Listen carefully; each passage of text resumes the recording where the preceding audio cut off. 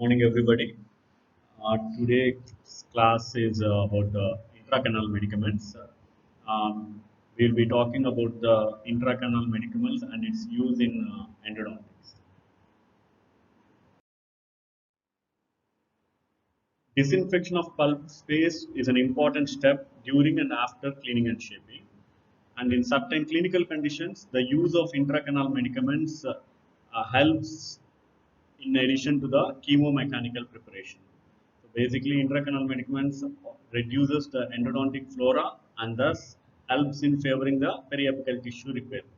Usually, when you do a cleaning and shaping, the place will be pulse space will be uh, clean, and when you are using irrigants, it helps with the chemical cleaning, aids as a chemical cleaning of the pulse space.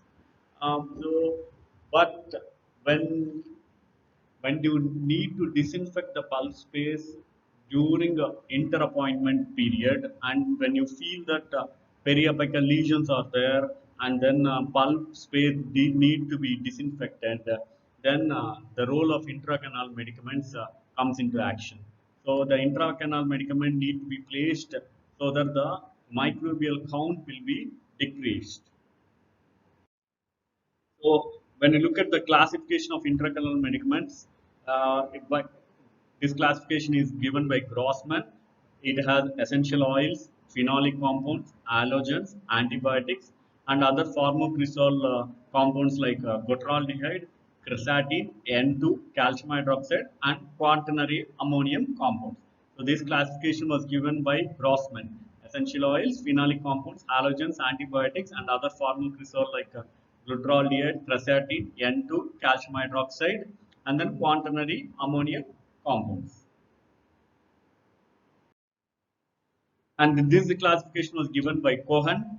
It is about phenolic preparations, basically phenol or paramonochlorophenol, thymol, cresol, or aldehyde preparation which contains formocresol, tricresol formalin, and glutaraldehyde. So and after that you have halogens, and then calcium hydroxide, chlorhexidine, antibiotics, that is triple antibiotic paste, and PBSCN, and then corticosteroid antibiotic combination example Ledramix, and then bioactive glass. This classification was given by Cohen. So when a substance that need to be act as an intracanal medicament, it should have some ideal requirements. So when you look at the ideal requirements, what are those ideal requirements for that substance to be as an intracanal medicament? The important ones are it should be effective germicidal and fungicidal. That means it is able to kill the germs and the fungus, and that should be non-irritating, and it should be stable, and it should exert prolonged antimicrobial effect, and it should be active in presence of blood serum and protein derivatives of tissue. So it should be active in presence of blood serum and then protein derivatives of tissues. That means even if blood is there, its serum is there, it should be active enough, and then it should have low surface tension, and it should not interfere with repair of periapical tissues. And again, it should not change to structure, and it should not induce a cell mediated immune response, and it should be capable of inactivation in culture medium. So these are the basic requirements for a substance to be as an intracanal medicament. That means when you plan to place a substance as intracanal medicament, or you when you are choosing, it should be have all these requirements. Basically, it should be non-irritating, and it should be non-toxic, and it should be germicidal and fungicidal effect, and it should be active in the presence of blood and serum, and it should be uh, able to exert prolonged antimicrobial action, and it should not stain to structure, and it should not induce cell mediated immune response, and it should be capable of inactivation in culture medium. So these are the ideal requirements for intracanal medicament. So when you can expect intracanal medicaments as an essay also. they can ask you classification of intracanal medicaments and ideal requirements of intracanal medicaments, and add a note on calcium hydroxide or chlorhexidine or about letter mix, like that they can. So classification is important, and then ideal requirements of intracanal medicaments is important, and at the same time detailed about few intracanal medicaments, for example, calcium hydroxide and chlorhexidine.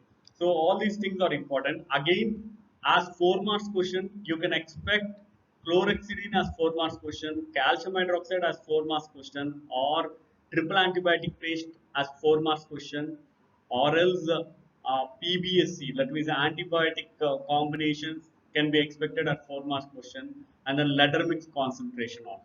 So any of these individual things can be asked as 4 marks question, or it can be asked in 2 marks question also. So intracanal medicaments is important in 9 marks question point of view, as well as 4 and 2 marks question point of view. So I finished the requirements, ideal requirements of the intracanal medicaments. And then what are its uses? Basically, it helps in eliminate the bacteria after canal instrumentation, and it reduces inflammation, and it induces healing and hard tissue formation, and it helps in elimination of apical exudates, and it controls inflammatory root resorption, and it prevents contamination between appointments, and it helps to dry persistently wet canals.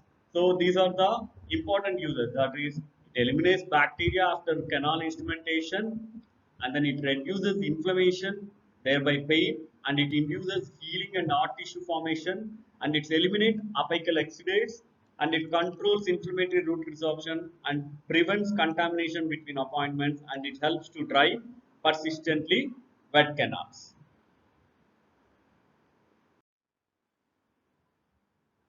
What are the functions of intracanal medicaments? Primary function is it has an antisepsis action and disinfection, and secondary function is it helps in hard tissue formation, pain control, and exudation control and resorption control. So when you look at that, so in the I have finished about the classification and its uses and its ideal requirements and functions. So this is about the common areas of intracanal medicaments. What is the classification, and what are its uses, and what are its functions and ideal requirements. After that, when you into individual aspects of each intracanal medicament, the most important one is calcium hydroxide, and it is most widely used intracanal medicament in day-to-day endodontic clinical practice. In clinical practice, we use calcium hydroxide in day-to-day practice. Calcium hydroxide. It is introduced by Hermann in 1920. It is one of the commonly used intracanal medicament, and it is a broad spectrum antimicrobial agent. It is an antiseptic action, probably relates to its high pH and its leaching action on necrotic pulp tissue. So it was introduced by Hermann, and it is a broad spectrum antimicrobial agent, and the main action is because of its high pH, it able to destroy the microorganisms. So mechanism of action, antimicrobial activity of calcium hydroxide is related to the release of hydroxyl ions in an aqueous environment. These hydroxyl ions kills bacteria by damaging bacterial cytoplasmic membrane and by protein denaturation and then DNA damage. So how does the calcium hydroxide exerts its action?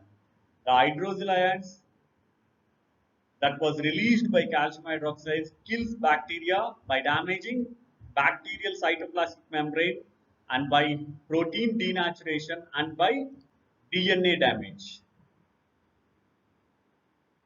After mechanism of action, and how do you place the calcium hydroxide? That means the vehicles to carry the calcium hydroxide powder. So the vehicles are water or sunlight.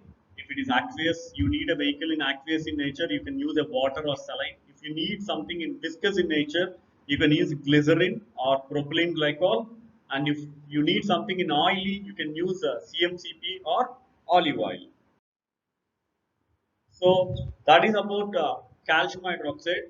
The important thing is about calcium hydroxide. It has an high pH and it exerts its antibacterial microbial action by because of its high pH and by protein denaturation of the bacteria and damaging the cell membrane of the bacteria. And the next important one is chlorhexidine. Chlorhexidine. It is a cationic bisbicarbonate with optimal antimicrobial action. 0.5% is used as mouthwash. Remember, 0.5% is used as mouthwash. But for endodontic disinfection, 2% chlorhexidine is used. The percentage of chlorhexidine for endodontic use is 2% chlorhexidine. But for mouthwash, it is 0.5% or 0.12%. Okay, and chlorhexidine is available as water-based solution or gel or liquid and mixed with surfactant agents. So chlorhexidine, which exerts its antimicrobial action between pH of 5.5 to 7, and the percentage used for endodontic disinfection is 2%. One important factor that is very unique for chlorhexidine is it exerts prolonged antimicrobial action that is called as substantivity. So the antimicrobial action will be prolonged time for up to 72 hours. So that property is called as substantivity, which is unique to chlorhexidine. Okay, when I told you in the previous slide that 2% chlorhexidine is used as endodontic irrigant. Okay, but when you want to use chlorhexidine as an intracanal medicament, it should be in the form of gel. So you need something chlorhexidine gel to place it into the canal, or to have a synergetic action on the microbes, chlorhexidine can be mixed with calcium hydroxide and made into a paste form and placed into the intracanal medicament. So chlorhexidine is one medicament and then calcium hydroxide is another medicament. Both are combined together. Carrier is uh, chlorhexidine. Vehicle is chlorhexidine. So the chlorhexidine in the solution is mixed with the calcium hydroxide powder, which makes into a paste form. And when you place it into the intracanal or when you place it inside the canal, it has a synergetic effect on the microbes. The main uh, the main feature of the chlorhexidine and the antimicrobial nature of the calcium hydroxide both will have a increased action on the microbes. Okay, that is after calcium hydroxide, the most widely used intracanal medicament in endodontics is chlorhexidine.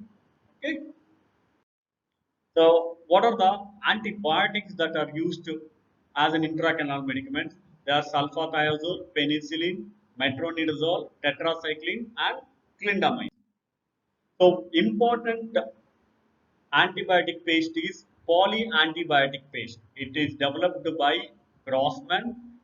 It can be asked as short answer or 4 marks question. Polyantibiotic paste or else PBSC. PBSC mixture or PBSC paste. The PBSC paste consists of P stands for penicillin, B stands for bacitracin, S stands for streptomycin, and C stands for caprylate. So polyantibiotic paste in this PBSC combination is penicillin, bacitracin, streptomycin, and caprylate. Penicillin is effective against gram-positive microorganism. Bacitracin is effective against penicillin-resistant microorganisms, and streptomycin is effective against gram-negative microorganisms, whereas caprylate is effective against fungi. So this combination of antibiotic paste, when used, it reduces the microbial count. And another combination is triple antibiotic paste.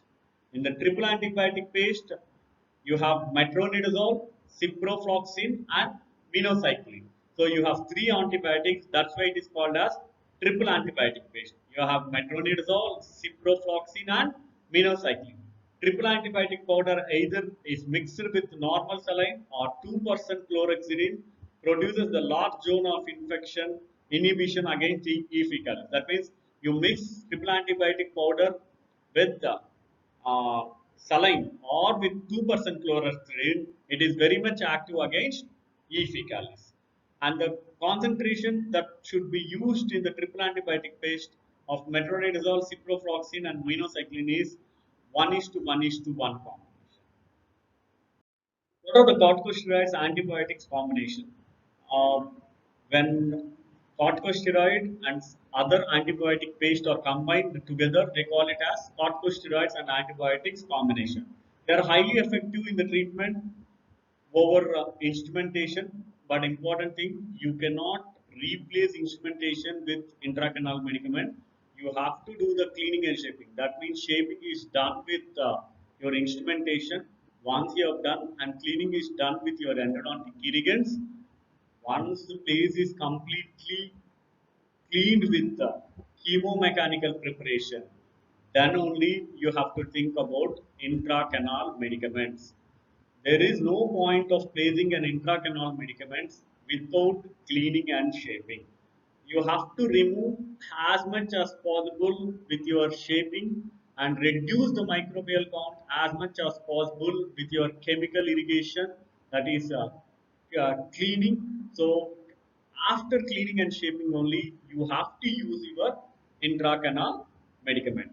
So it is highly effective in the treatment along with the instrumentation, and it is placed in the inflamed tissue by Draper point or edema. The steroid constitute reduces the inflammation and gives instant relief of pain, and the antibiotic constituents are present so that no overgrowth of microorganisms occur. Because of this corticosteroid antibiotic combination, the steroids reduces the inflammation and the antibiotic constituents that are prevents the growth of microorganisms. So in this combination, Laddermix paste is the one, and Laddermix paste is a glucocorticosteroid antibiotic. It was developed by Struder and Triaden in 1960, and it consists of tetracycline antibiotic, demiclocycline, and triamiclone acetonide and polyethylene glycol. Laddermix is a corticosteroid antibiotic combination intracanal medicament. Laddermix paste consists of tetracycline antibiotic, demiclocycline, triamcinolone acetonide, and polyethylene glycol.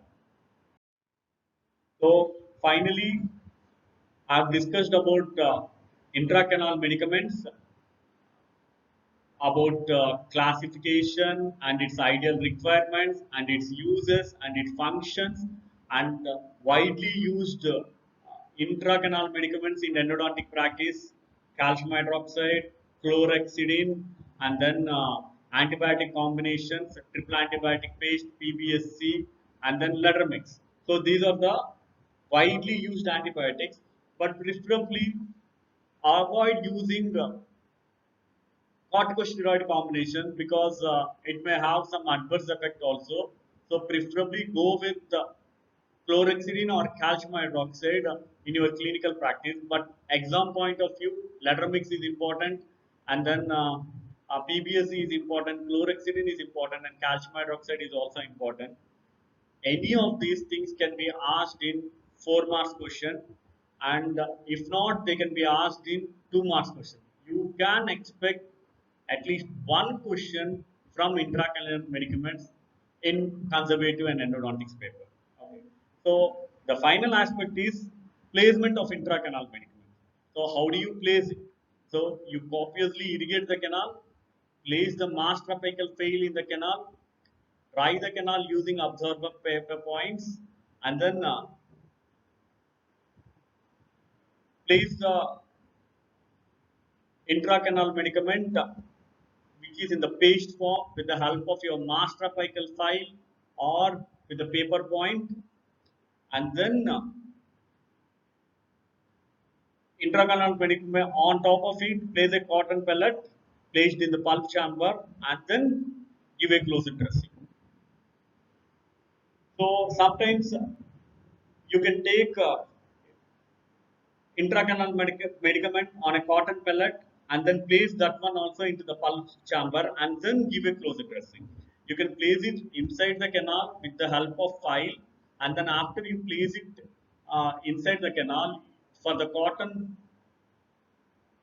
pellet, you can transfer the intracanal medicament onto the cotton pellet and place it into the chamber and then give a closed dressing. So this is the about the placement of intracanal medicament. But clinical point of view, intracanal medicament roles come into action after cleaning and shaping. Once you do an access cavity preparation, you have done working length determination and you finished cleaning and shaping, but you feel that canals are not dry and there is infection is there, but you cannot obturate on that day. You need some time. So to reduce that infection intracanal, and to reduce the microbial count inside the canals, then think about intracanal medicaments. So you have a wider range of intracanal medicaments. In that, easily applicable and the most widely used ones are calcium hydroxide and chlorhexidine. Mix the chlorhexidine with the calcium hydroxide and make it into a paste form and place it into the canal, and then place a cotton pellet uh, which is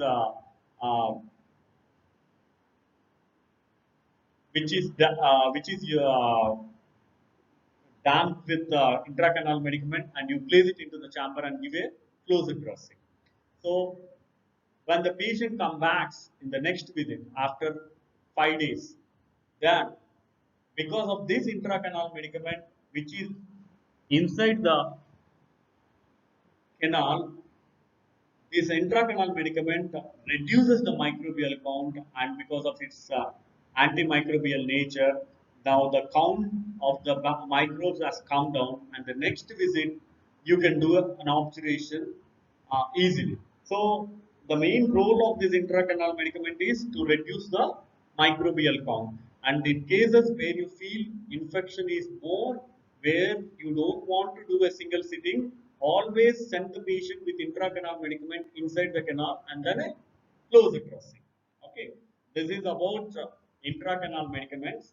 So to conclude, so intracanal medicaments mainly helps in reducing the microbial count in between the appointments and prevents the flare up also. So this is about the intracanal medicaments. Hope you're doing well at home and stay home, stay safe.